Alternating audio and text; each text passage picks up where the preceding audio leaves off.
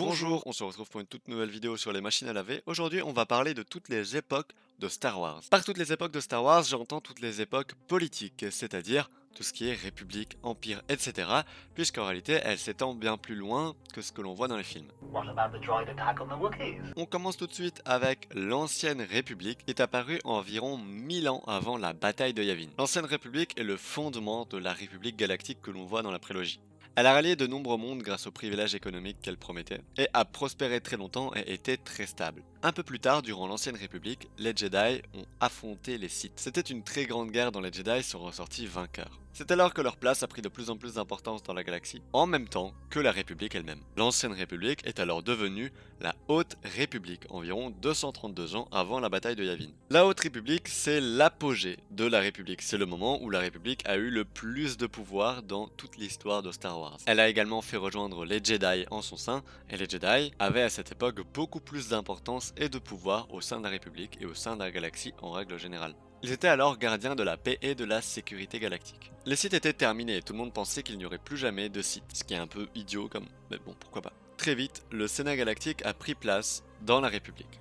La Haute République a alors perdu un peu de son pouvoir et gagné en démocratie, puisque le Sénat galactique était une assemblée de représentants élus par le peuple des différents systèmes. Il est alors devenu l'organe législatif de la République. La République a donc fait perdre un peu de pouvoir aux Jedi, car la majorité des décisions maintenant se prenaient au Sénat. Les Jedi commençaient à être utilisés plutôt comme des pions pour la République qu'autre chose. Un Sénat galactique, ça fait monter quelques tensions étant donné que chaque personne représentait son propre système et était parfois égoïste et ne travaillait pas pour le bien commun. Ces tensions ont grimpé jusqu'à créer la crise séparatiste qui a eu lieu grâce à un léger coup de pouce de Sheev Palpatine qui est en réalité un Sith. Car oui, durant la Haute République, les Sith ont continué à fomenter contre la République et à préparer un plan pour prendre le contrôle de la galaxie. Palpatine a réussi à manipuler les gens de telle sorte à devenir le nouveau chancelier de la République, tout en ayant énormément de pouvoir sur la Fédération du Commerce, notamment grâce au Comte Dooku. Bref, c'est encore une autre histoire, je pense que j'en ferai toute une vidéo.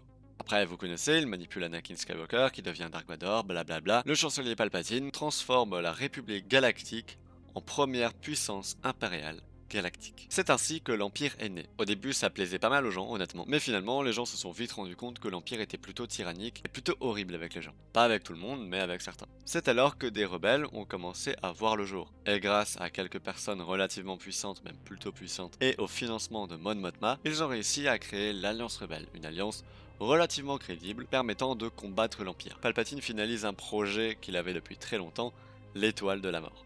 En finissant l'Étoile de la Mort, il dissout alors le Sénat galactique. Il n'y a donc plus aucune place à la démocratie à partir de maintenant. Mais très peu de temps après la dissolution de ce Sénat, l'Alliance rebelle, enfin notamment Luke Skywalker, détruisent l'Étoile de la Mort. L'Empire va quand même créer une seconde Étoile de la Mort, qui finira encore une fois par être détruite par les rebelles. Palpatine et Dark Vador vont tous les deux mourir, et l'Empire sera dans une grande situation de faiblesse. L'Alliance rebelle va alors en profiter et fonder la Nouvelle République. Et donc là, à ce moment-là, on est après Star Wars 6. La Nouvelle République a pour chancelière Mon Mothma, qui a plus ou moins créé l'Alliance rebelle, en quelque sorte, avec d'autres personnes bien sûr. Et le Sénat galactique est à nouveau fondé. Coruscant n'est plus la capitale principale, puisque la capitale de la République va changer pour mettre en avant d'autres systèmes.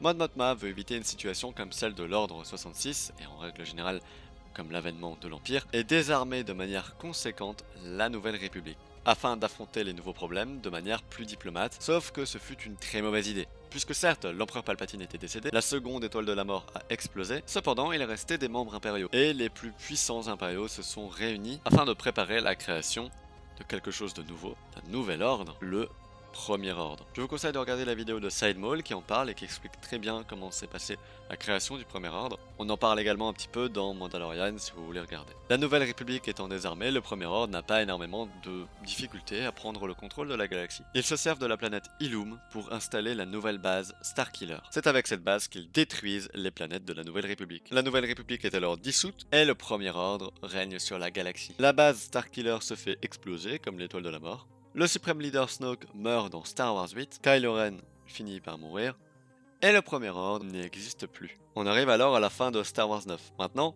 qu'est-ce qui vient après? Eh bien, a priori, Rey créera un nouvel ordre Jedi. Les Jedi auront donc de nouveau probablement plus d'importance dans la galaxie, puisque Rey compte entraîner de nouveaux Jedi. On aura très probablement une république, avec de nouveau des pouvoirs assez importants pour ce qui est de l'ordre Jedi. Bref, quelque chose qui devrait probablement ressembler à la Haute République, on verra bien. Voilà, c'est tout pour toutes les époques de Star Wars, du moins au niveau politique. J'aimerais bien faire des vidéos qui détaillent un peu mieux ce qui se passe durant chacune des périodes, enfin au moins durant, je pense, par exemple l'avènement de l'Empire, ce genre de choses, etc. Il y a énormément d'anecdotes très intéressantes, donc voilà. Sur ce, j'espère que cette vidéo vous aura plu, on se retrouve bientôt pour une toute nouvelle vidéo sur Star Wars. Ciao.